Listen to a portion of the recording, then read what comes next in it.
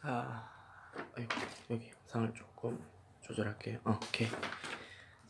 지난 시간에 이어서 오늘은 인플레이션과 국민 경제에 대해서 배우겠습니다. 드디어 인플레이션이다. 자, 여러분들이 뉴스를 보거나 뭐 TV를 보다 보면은 인플레이션 하는 말을 한 번쯤은 들어봤을 거예요. 기억 안 나는데요? 그러면 여러분들이 기억 못 하는데 한 번쯤은 들어봤을 거야. 살면서. 그 정도로 자주 나오는 용어인데 이제 드디어 인플레이션이 뭔지에 대해서 이제 여러분들이 배울 수 있는 거죠.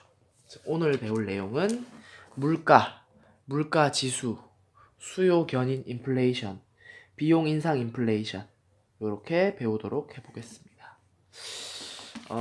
지난 시간 그리고 이번 시간 해서 카메라도 좀 바꾸고 카메라 고정장치 카메라 삼각대도 좀 바꿔봤는데 좀 불편한가요? 어떤지 모르겠네. 이게 괜찮으면 좋겠는데 별로면은 좀 그런데 여러분들한테 좀 도움이 되려고 이제 조명도 이쪽에서 이렇게 쏘고 있는데 이렇게 조명 보입니까? 이거 그림자 잘 안 보이면은 제가 또 얘기하면은 제가 또 고쳐볼게요. 조명을 안 쏘는 게 나은가? 자, 먼저 물가입니다. 물가. 이 150쪽. 150쪽. 자, 위에서부터 봅시다. 물가와 물가 지수. 물가라는 건 각각의 상품의 가격을 종합하여 평균으로 나타낸 수치. 우리 재화의 가격, 서비스의 가격 이런 게 있었죠. 그죠? 그러한 재화 서비스의 가격을 종합해서 평균적으로 나눈 걸 물가라고 해요. 그럼 시중의 재화 서비스의 가격의 일반적인 수준이 바로 물가가 되겠죠. 그죠? 이해가 됩니까? 하나하나의 이 제품의 가격이 아니라 이 전반적인, 사회 전반적인 이 가격의 상태를 물가라고 하고요. 이 물가가 움직이는 것, 물가가 어떻게 움직이는지를 나타내는 물가 지수라는 게 있어요. 물가 지수의 종류는 책에서 나누기로는 크게 4가지가 있어요. 첫 번째로는 소비자 물가 지수. 이름에서 소비자가 들어가니까 소비자와 관련된 거겠죠. 주로 소비 생활에 밀접한 관계를 가지는 재화와 서비스의 가격을 반영한 지수. 그러니까 생산자가 아니라 소비자, 일반적으로 가게가 많이 소비하는 재화와 서비스를 골라서 종합해서 가격을 한번 종합적으로 나타냈다. 이게 바로 소비자 물가 지수인데 이게 바로 소비재죠. 소비재. 이러한 재화 서비스. 소비재. 주로 한 500개 정도를 물품으로 잡아서 기준 물품으로 잡아서 소비자들이 자주 쓰는 한 500가지 정도의 물품을 잡아서 이 물가 지수를 낸다 그래요. 소비자 물가 지수. 그러니 이 소비자 물가 지수는 당연히 가게가 소비하는 것과 밀접한 관계가 있겠죠. 가게가 소비자 물가 지수가 올라가면 가게의 소비에 영향을 미치겠구나 라는 걸 알 수가 있겠죠. 물가가 올랐으니까 소비가 감소할 수 있겠다. 소비가 힘들어질 수 있겠다. 라는 걸 알 수 있는 물가 지수 중에 하나고요. 두 번째, 생산자 물가 지수라는 게 있습니다. 생산자는 당연히 주로 기업을 말하는 거겠죠. 기업이 생산을 하기 위해 필요한 재화나 서비스의 가격을 반영한 지수. 이걸 뭐라 그래요, 우리? 기업이 생산을 하기 위해 필요한 재화나 서비스. 생산재라고 하죠. 예전에 배웠잖아, 그죠? 생산에 필요한 재화나 서비스의 가격을 반영했다는 거예요.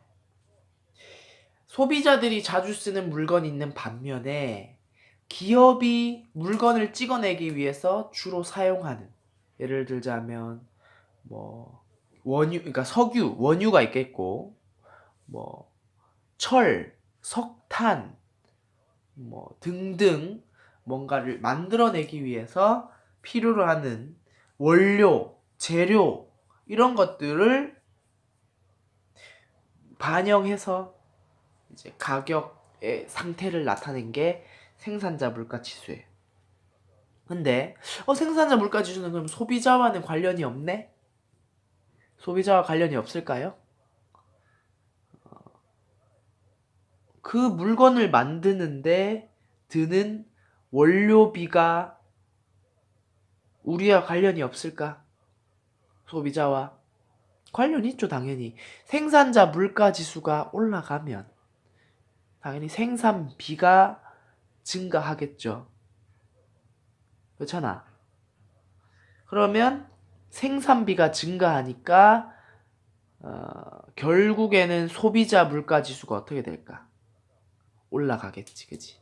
생산자 물가 지수가 이 소비자 물가 지수에 영향을 끼칠 수 있는 거예요.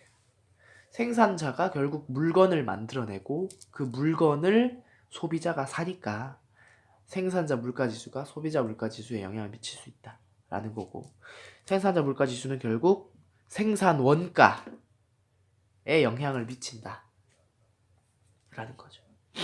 세 번째, GDP 디플레이터라는 건데, 이름 어렵죠?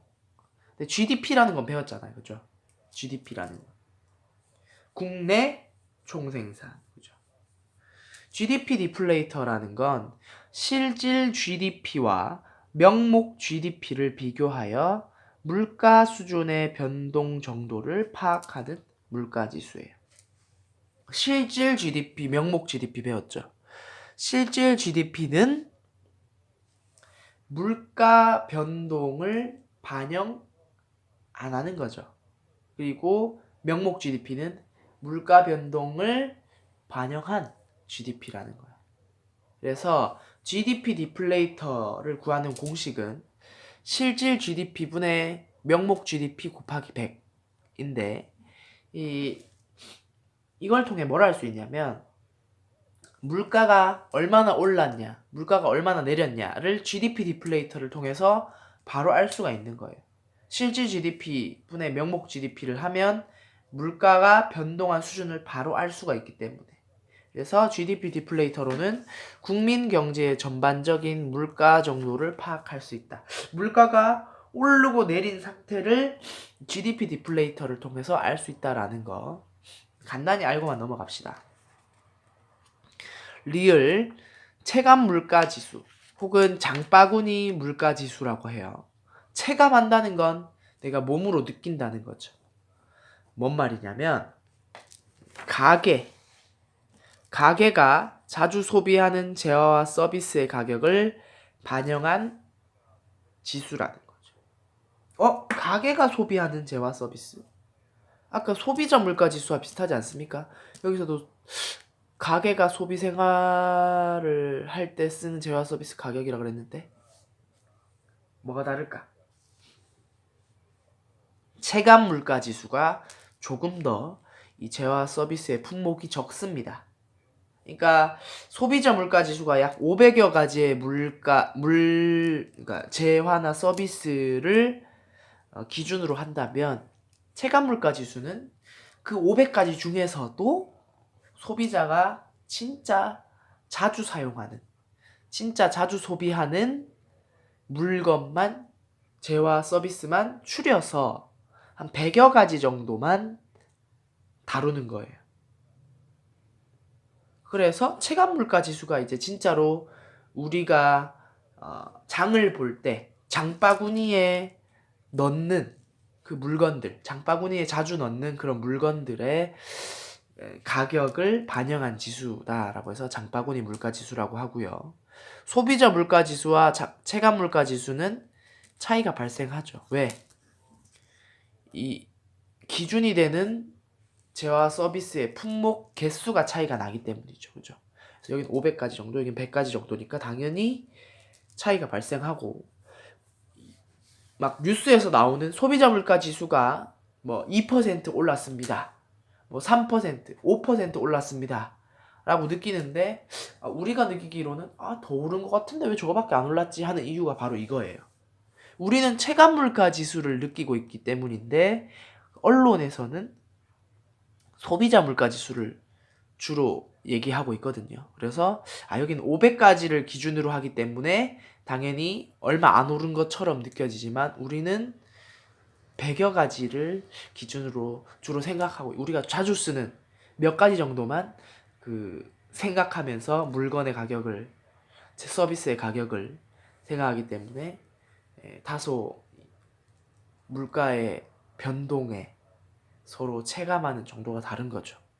바로 물가와 물가지수고, 150쪽에 길게 나와 있습니다. 그래서 물가의 의미, 물가지수의 의미, 물가지수의 대표적인 예 해서 소비자 물가지수, 생산자 물가지수, GDP 디플레이터, 기에 장바구니 물가지수까지 해서 장바구니 물가 내용까지 나와 있습니다. 그래서 150쪽 했고요. 151쪽 이제 인플레이션 할 차례인데 시간이 애매하게 남아 있으니까 한번 끊었다가 할게요. 자, 끊겠습니다.